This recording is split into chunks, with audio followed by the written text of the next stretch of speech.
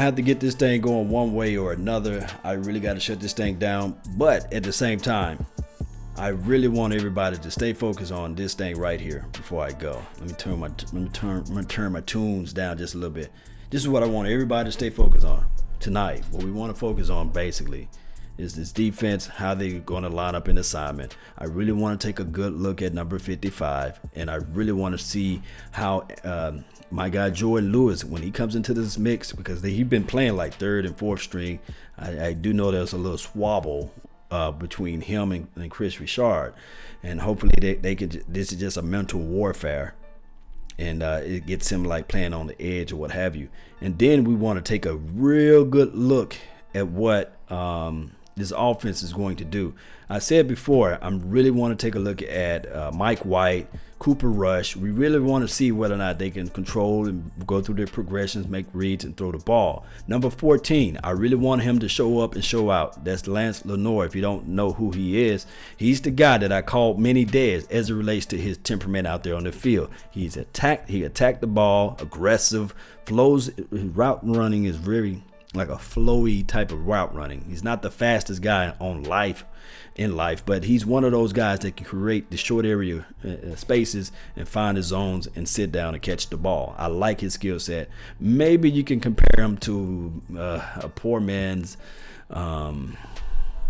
Jarvis Landry at this point of his career. But, you know, his hands are official, and he can catch the ball within space. Michael Gallup, you guys know that I have a big cheerleading rant for Michael Gallup. I think that he's going to show up this game. Far as the offensive running backs, we know that Ezekiel Elliott, I think he might just get one touch today. You know, Ezekiel Elliott, do he really need to play game one? No, he don't have to play game one. We need to evaluate Jamez Olawale. We need to evaluate the guy, Bo Scarborough. Bo knows we need to evaluate him. And number 34, we need to see what he can do, and also the Jackson guy. Special teams, that's something that we really need to take a look at too. I want to see Dan Bailey make kicks. We want to see that. Whether it's, I know it's preseason, but I want to see Dan Bailey at least attempt to make a 40-yard kick, maybe a 35, 38-yard kick. Hey, shout out to Mitchell Lewis for making a donation to help grow the nation. Every dollar count. I really appreciate that. You're official. Thank you for joining in to the nation. Who else we have? Law, you the best, man. Appreciate it, man. At least I think so in my mind. Thou shalt decree a thing, and it shall be established, right? So I at least think it, so that there it should happen. So I thank you for that too as well. Confirmation there. You saying that I'm the best. Now multiple people saying that I'm the best, and now I keep saying that I'm the best. And guess what? I'm like Ali. Muhammad Ali, I am the greatest, and that's what he kept saying. That's what he kept saying, and he eventually became that, and he is that. But I'm a Niners fan. So Strong King 23. All right, so with the 49ers, I guess we can talk about them just quickly. I still like to be honest with you guys. You know, I always joke around with other teams, but I still look at your team and I see, I know Richard Sherman is not playing, but you, as a Niner fan, you will have to figure out, okay, Garoppolo, he did it. He's like undefeated in the last few games that he played. Or I think he's 6-0 or 7-0. I think that he's going to get probably 8 snaps, maybe of one series.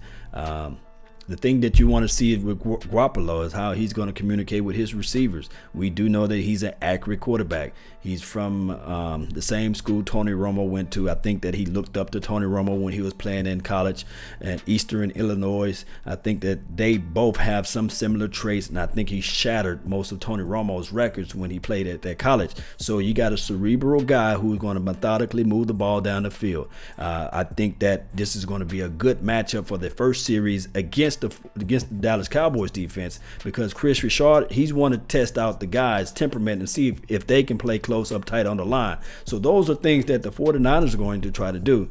They're going to try to establish the run, make it comfortable for their young quarterback and also the young offensive coordinator. Look at the system within the system. This is Shanahan's son, right?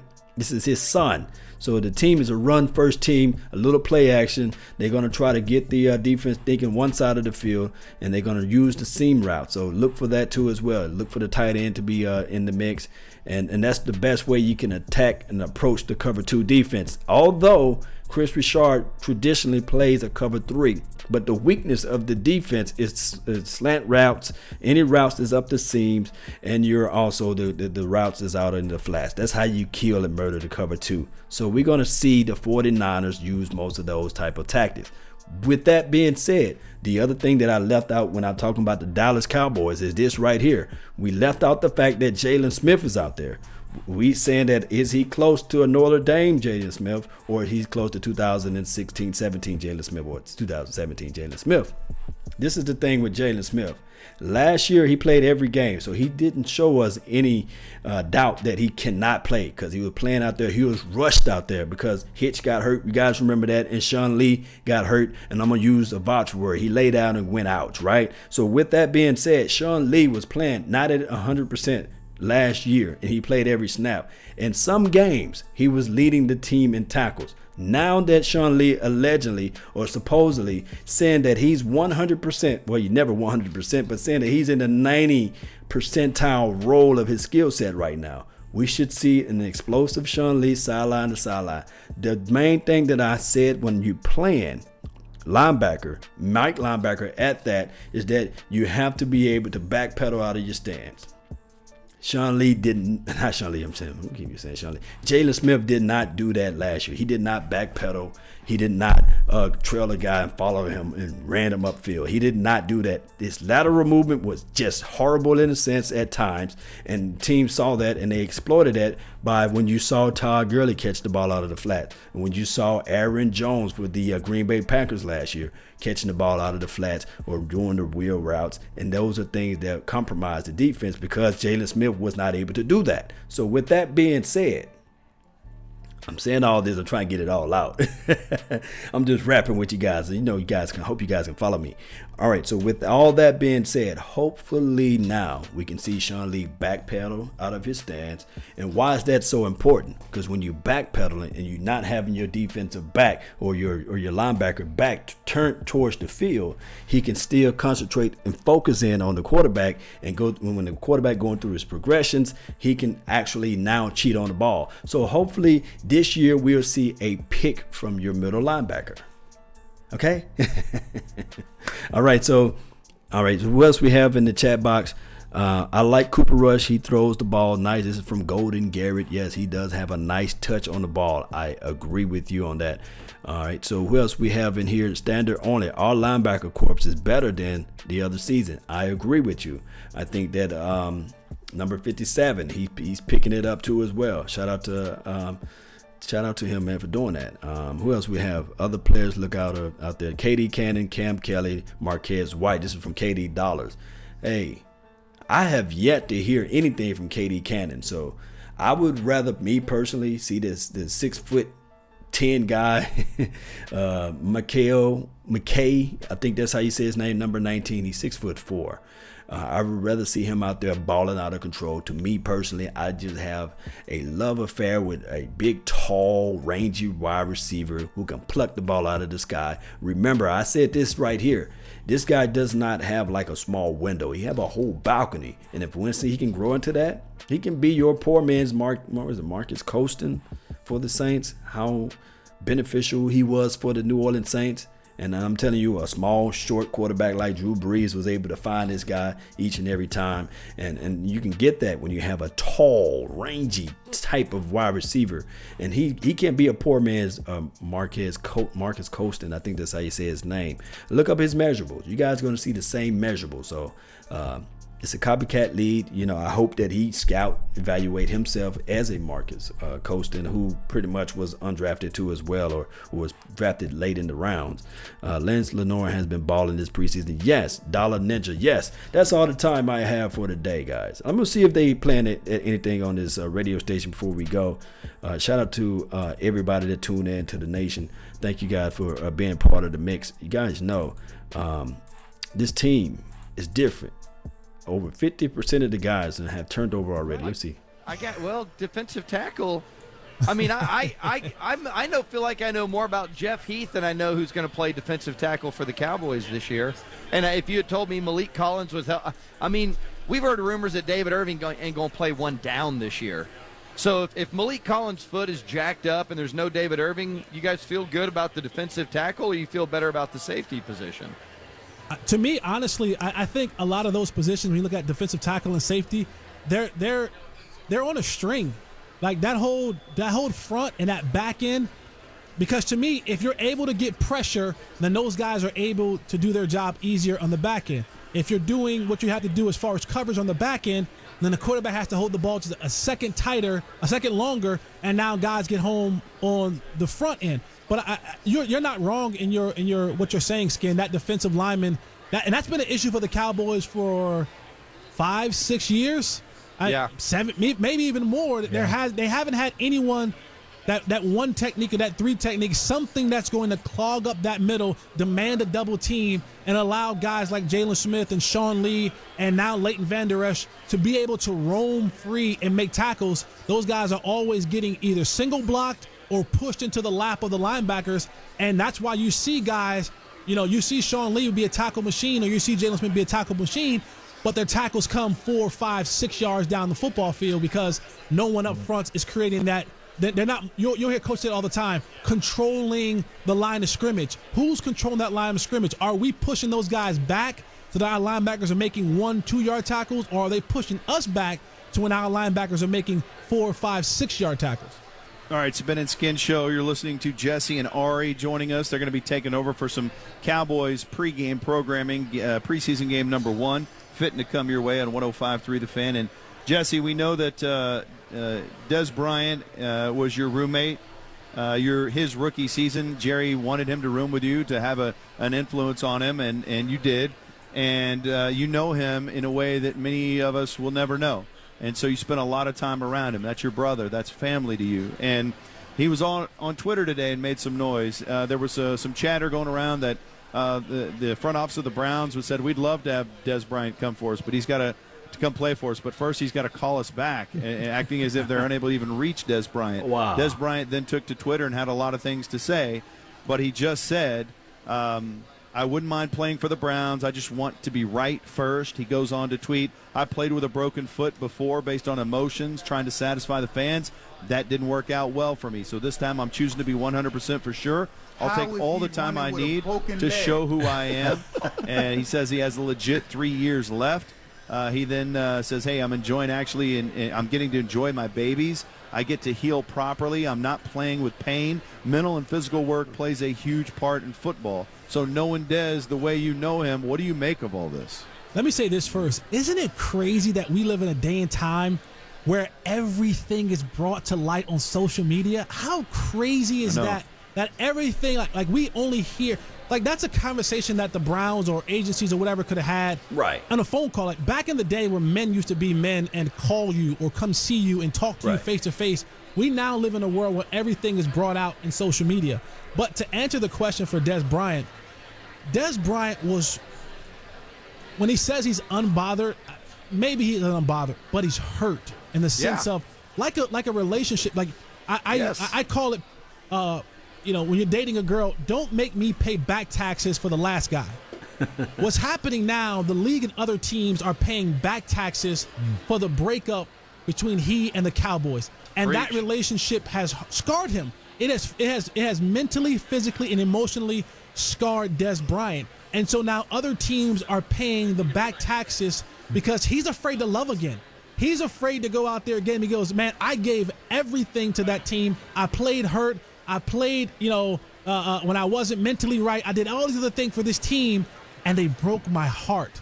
And so now for him, there may be even a little bit of scared in that situation where, and I'm not scared in the sense of punk, but scared in the sense of, man, I've been so hurt by my past relationship. I want to make sure the next time I get involved with the guy or get involved with the team that it's right, that they want me for me, that they're going to treat me right, that they're going to give me the respect I deserve, that they're going to not have me go out there and do all the things that I did for the other team and drop me at the first sign of injury or so and so. I think Dez is making other teams in the league now. It must be detrimental to his future, but they're paying the back taxes for the relationship and how it went with the Cowboys. Man, I really love hearing you break it down like that, Jesse, because we had this conversation earlier and we were talking through all that. But, you've played that position, you know that guy, and you've played for that team, and so you can speak on it with a little more, actual knowledge of that than us. I mean, we can sit here and speculate on the psychological impact of that loss, but, you know a lot about his background. That's like a familial thing. That truly is divorce-level stuff for a guy like that. And that's the reason Cowboy fans loved him so much, is because his emotion was so real and he was so invested in the team. That's a two-way street. And Skin, to even go deeper into that same thing, think about Dez Bryant and where he's come from. Everyone that he's loved has turned his back on him. His mom, his dad, his former business associates early in his career. So now you have all these people his entire life who he said, I can trust you, I love you, I give you my all, backstabbed me, turned away, never showed up. And so you talk about a lot of time mental health. Like, this is a part of that. This is a part of my entire life. I've had everyone that I've ever trusted and loved and given my everything to leave me, drop me, turn their back on me. And I'm not making excuses for him, but when you look at the Cowboys, you Skin and Ben, you know how much Dez loved to be a Dallas Cowboy. Now, there were things in the locker room with him and Sean Lee, they didn't see eye to eye about preparation things. But he loved nothing more than playing the game of football and playing the game of football for the Dallas Cowboys. And then all of a sudden, after 8 years, 7.5 years, whatever it was, they say, get out. Wait, what? Get away from us. We're bad-mouthing you. We're talking down about you. We don't want you anymore. And that's a mental cycle that he's lived with his entire life from real-life situations, and now it's happening in football. So I understand when he's saying, I got to get right. I got to make sure I'm right, not just physically, but mentally and emotionally, because he can say he's all unbothered all he wants. I've been cut by 3 times. It hurts. I don't care how it hurts. It hurts when someone says, I don't want you anymore. Well, since everybody else, man, look, there's a thing called being a man. You still got to face it. When you're up against the struggles, meet it squarely face to face. And I know Jesse Holly knows him personally, but still you can't dodge somebody call and then you go to Twitter, you got to go to MySpace, you got to go to Facebook.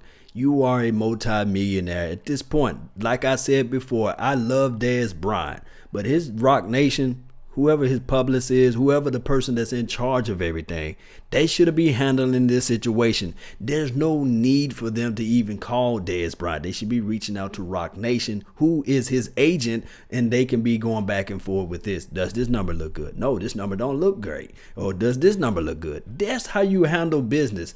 At the end of the day, guys, we all grown in here, and I do know that the Cowboys' philosophy of what Jesse Holly is saying, it's more of sounding like coddling. You're going to get cut. There's been breakups. There have been times in life that the beautiful girl walked away from you and went with somebody else, or the guy that walked away from the girl and went with somebody else. And there have been times where you can be dating the most beautiful girl in the world, but she keeps up so much trash and keep up so much animosity and hate and all this stuff. And that is sometimes it's better to say, okay, although you're beautiful, although you're pretty, and if I can be anything in this world, I would be the tears that was born in your eyes, lived on your cheeks, that type of talk to that lady. But at the end of the day, sometimes it's just better to depart, move on, and then she might just throw a fit, slice your tires, throw everybody under the bus, and then point the finger. But guess what? The amazing thing about life and anatomy